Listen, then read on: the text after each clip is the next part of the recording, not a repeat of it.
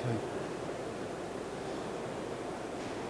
This was the day that our business, and in some ways our lives, changed forever. Before this date, we held up as an example of how a specialist contractor should operate. We had a string of safety awards to our name. After this date, we had a death. The prospect of a prosecution. We had the trauma that goes with the loss of a colleague and a friend. And we had a business reputation to rebuild. Since Central High-Rise was established more than 28 years ago, we have been fully involved in industry safety, and we were recognised with 9 ROSPA awards. We were the first steeplejack company to achieve Investors in People. Our then managing director became the first female president of Atlas, our trade association. She was also chairman of the Steeplejack Training Group for 10 years, as well as being a member of the NECC Specialist Training Committee. And I was involved in parts of the 2005 Worksite regulations. I'm very proud to be made a Fellow of ROSPA and to be presented with the award for distinguished service. We've always known that standard training and tick box exercises are not always appropriate for our specialist trade. We therefore commission customised training with people such as St John's Ambulance to deal with injuries at height and care of an injured person during a rescue. We work with fire and rescue services to establish emergency rescue protocols with them. We borrow premises, including one case of power station, on a shutdown to practice rescues from real-life work situations. There are lots of videos on YouTube if you wish to see them. And finally, I was recognised by the HSE as a leader in safety, and the business was generally recognised as a very safe company. So what went wrong? I'll explain a little bit about what happened on the day that Brian fell. The team were working on Sutton Bridge Power Station, completing the job from the previous winter. The men were working on the gantry around 30 metres up a chimney, rust-proofing bolts.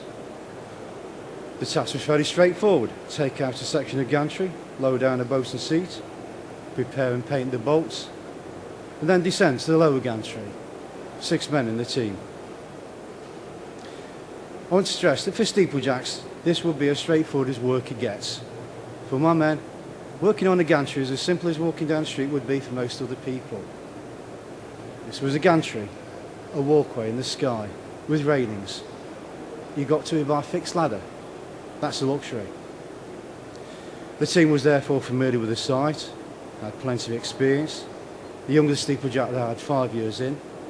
The weather was good. There was no time pressure. It was a cushy job. Brian supervised the team. He was a good steeplejack and he was married with children. He'd been in the trade for 32 years and he had worked for me for more than 20. Experienced, fully trained, qualified and well equipped. Brian just removed a section of gantry he unclipped and he walked around to the other side of the gantry to fetch his bosun seat. He came back around and stepped through the opening that he just created. Brian fell to his death.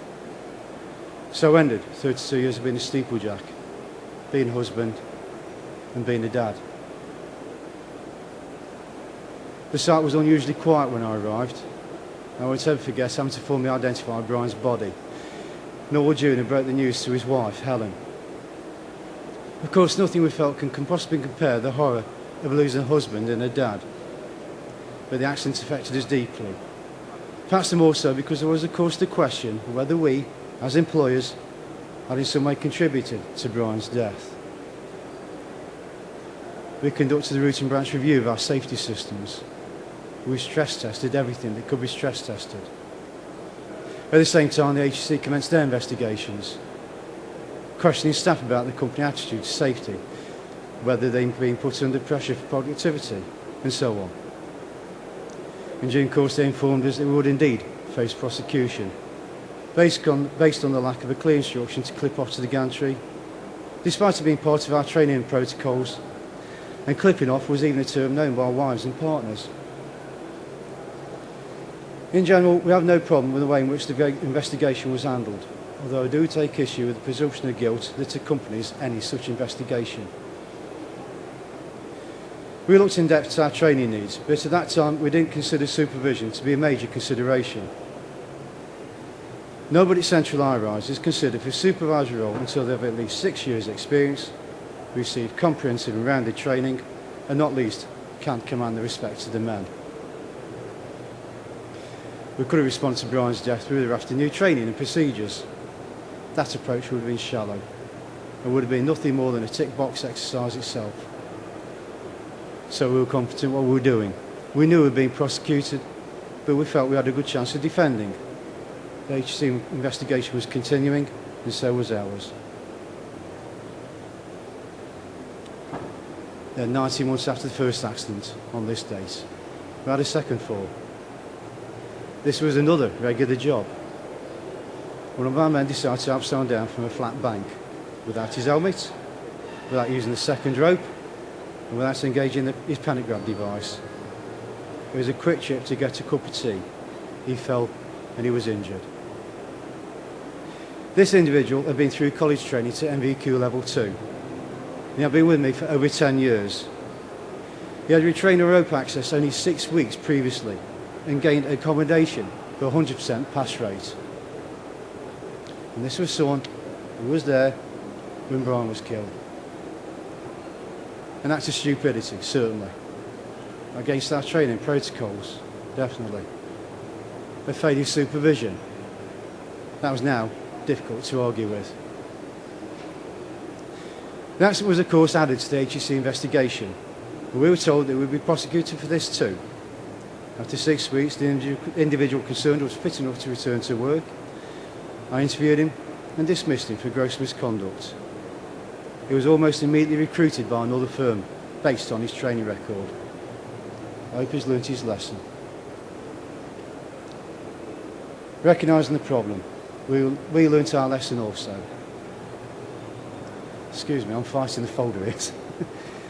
Everything became crystal clear. We had concentrated on providing our men with the tools they needed, both in terms of good equipment and the best training. We have highly experienced, well-coordinated teams working extremely effectively. Up to the point that Brian fell, we had at that time over 500,000 team hours with only 3 notifiable accidents. Everyone knew what was expected of them. We had traded for nearly a quarter of a century, developing a record of excellence. We were bulletproof.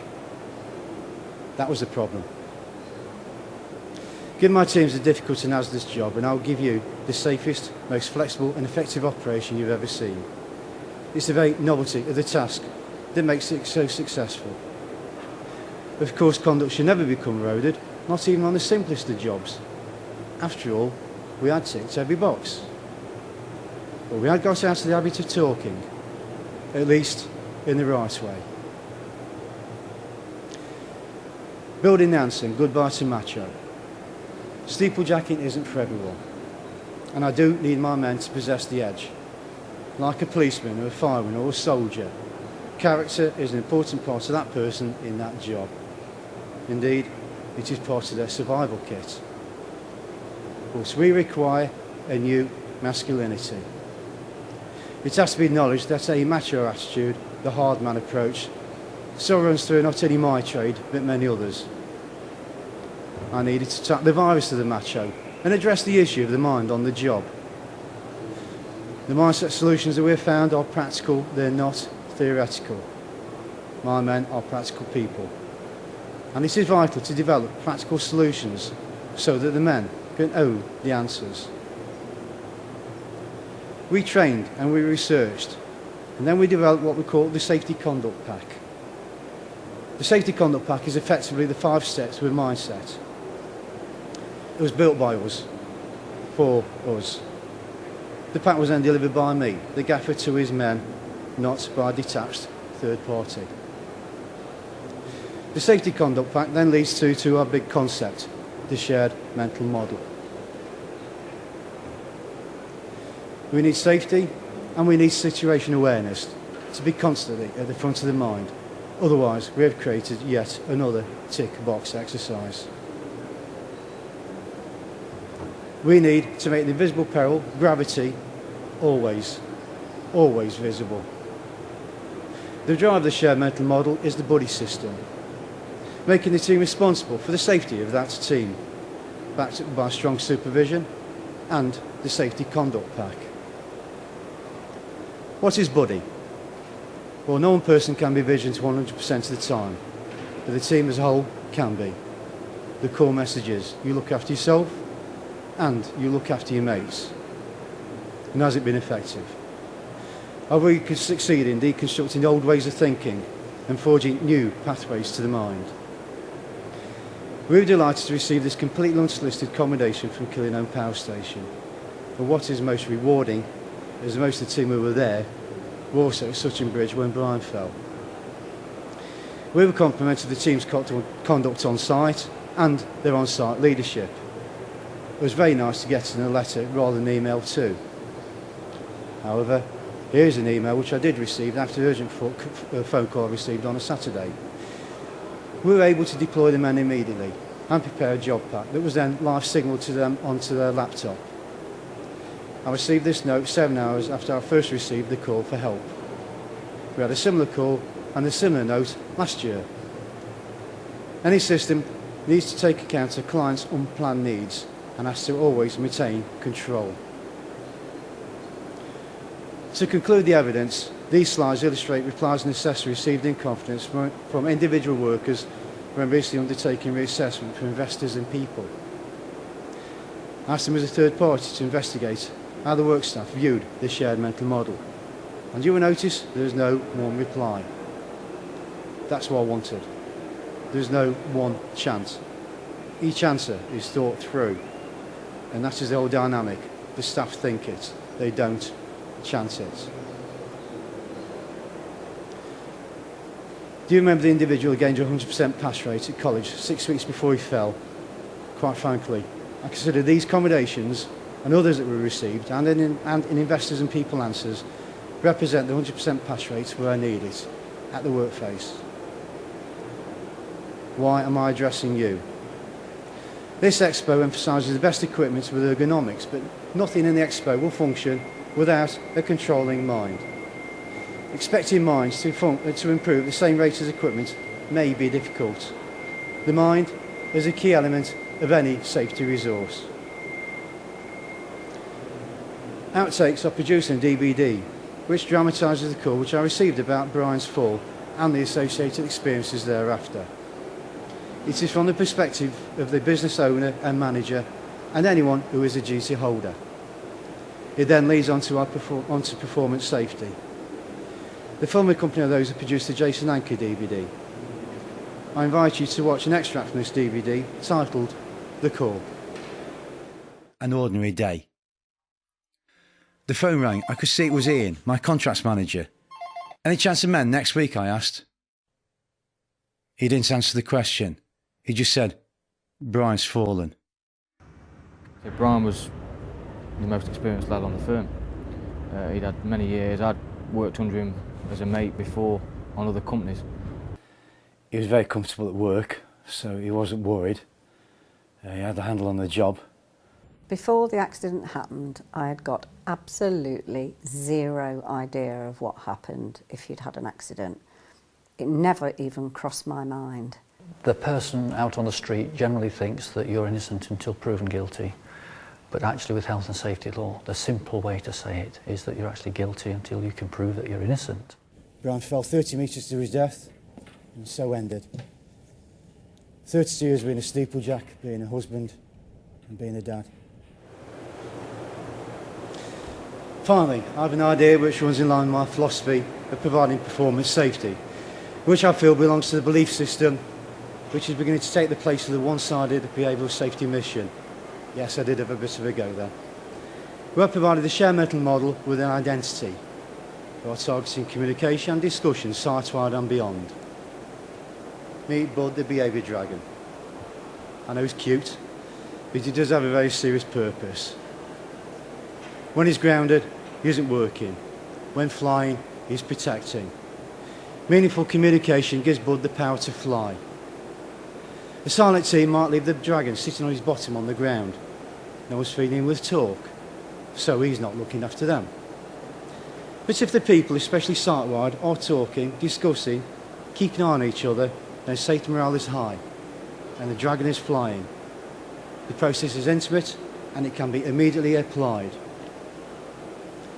I like to give value for money, so I've come up with a little catchy poem. If there's no talk, then Bud is slack. Communicate, cooperate, communicate. And Bud will watch your back. I'll close it there. Thanks a lot. Thank you.